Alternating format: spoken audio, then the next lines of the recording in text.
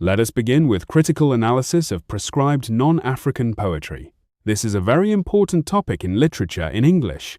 It appears in your exams every single year. By the end of this lesson, you will understand how to critically analyze non-African poetry, including speaker, situation, structure, imagery, figurative language, sound devices, tone, theme, and how to answer exam questions. For this lesson, we will use two prescribed non-African poems, Ozymandias by Percy Bysshe Shelley and Crossing the Bar by Alfred Lord Tennyson. Take your notes. Let us go. First, let me give you background on Percy Bysshe Shelley. Shelley was an English romantic poet. He lived from 1792 to 1822. He was known for his radical ideas and his beautiful lyric poetry. He wrote Ozymandias in 1818. The poem was inspired by the arrival of a statue of the Egyptian pharaoh Ramesses II in London. Ozymandias was the Greek name for Ramesses II. The poem reflects on the transience of power and the inevitable decay of all empires. Now let me analyze Ozymandias by Percy Bysshe Shelley. Here is the poem in summary. The speaker meets a traveler from an ancient land. The traveler tells him about a statue he saw in the desert. The statue is broken.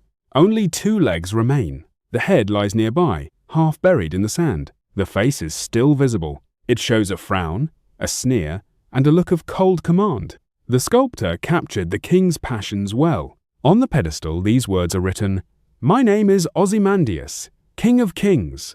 Look on my works, ye mighty, and despair." But around the statue, there is nothing. Only endless sand remains.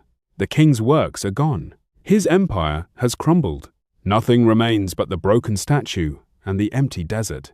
Now let me analyze the elements of Ozymandias. The speaker is an unnamed person. He speaks in the first person.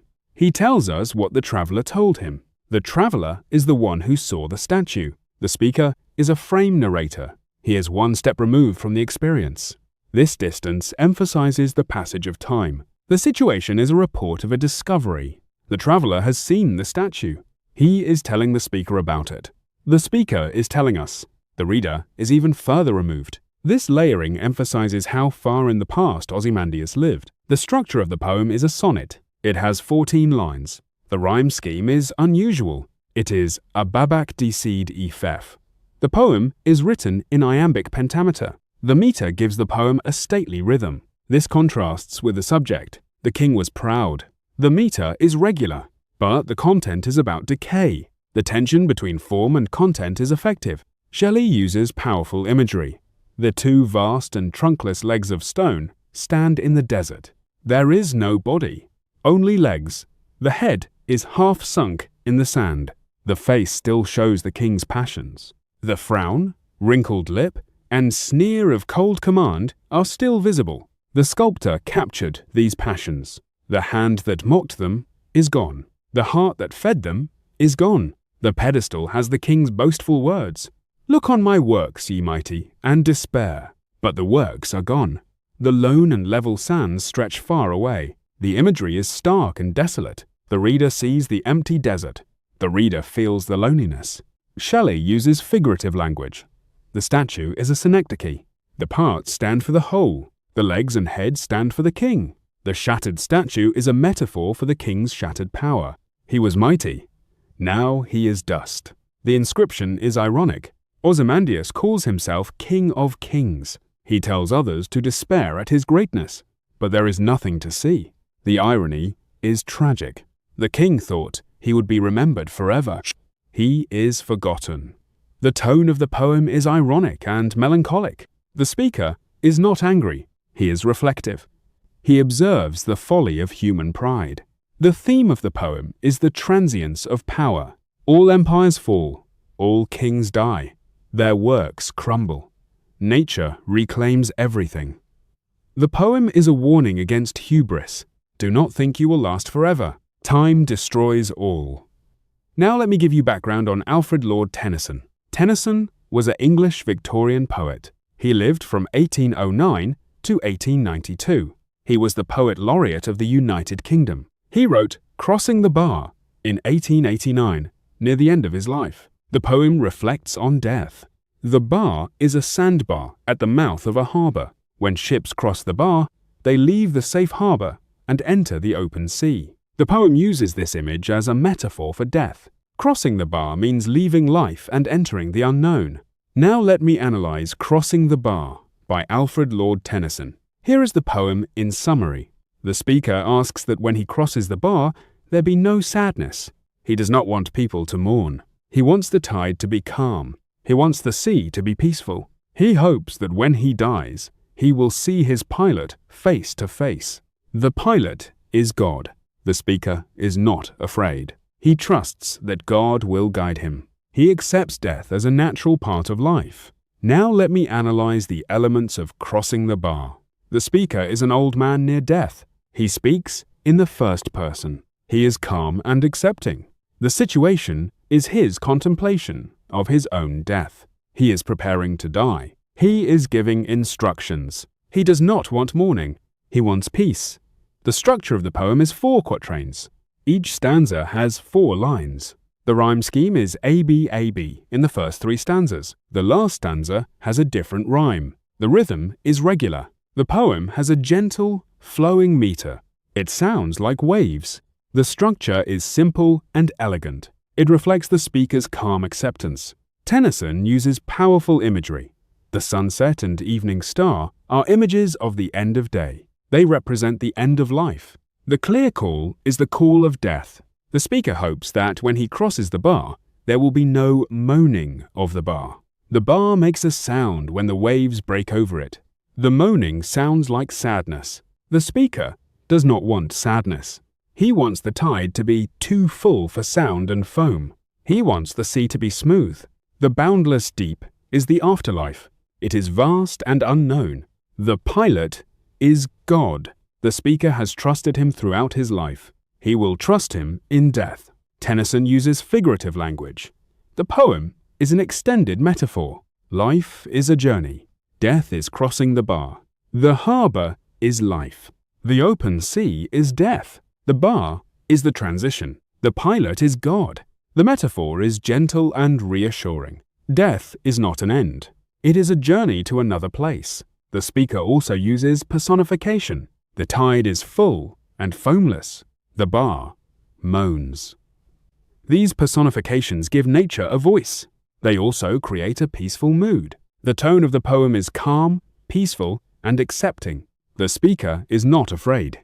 He is not sad. He accepts death as natural. He trusts God. The tone is also hopeful. He will see his pilot face to face. Death is not an end. It is a reunion. The theme of the poem is acceptance of death. Death is inevitable. It is also natural. There is no need to fear it. There is no need to mourn. The speaker trusts God. He is ready to go. Now let me compare the 2 non-African poems. Ozymandias and Crossing the Bar both reflect on mortality, but they are very different. Ozymandias is about the transience of power.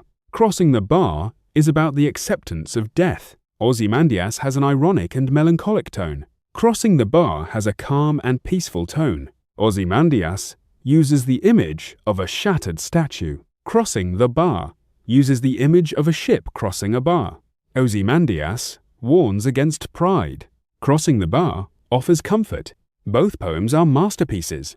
They show 2 different ways of thinking about mortality. A common exam question asks you to analyze the theme of Ozymandias. Here is a sample answer. The theme of Ozymandias is the transience of power. Ozymandias was a mighty king.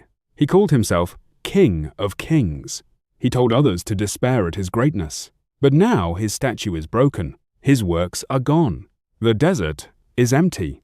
Nothing remains. The poem teaches that all empires fall. All power fades. Time destroys everything.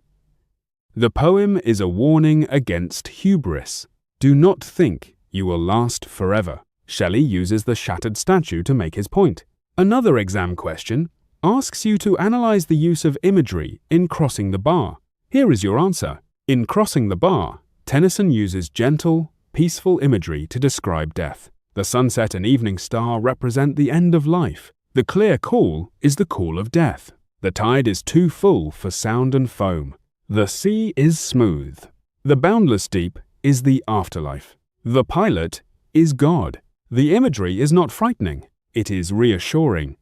Death is like crossing a bar at the mouth of a harbor. It is a journey. The speaker is not afraid. He trusts his pilot. The imagery creates a mood of peace and acceptance.